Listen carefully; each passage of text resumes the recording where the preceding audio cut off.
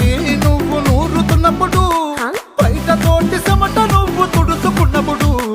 దండాన నీ సొక్క ఆరేస్తున్నప్పుడు, నీ ఒంటి వాసన తెగ గుర్తొచ్చినప్పుడు, రెండు చేతులెత్తి జుట్టు ముడిసినప్పుడు, జెండు కత్తుకొని పడుకున్నప్పుడు, అలసిపోయి నువ్వు ఆవలించినప్పుడు, వచ్చుండై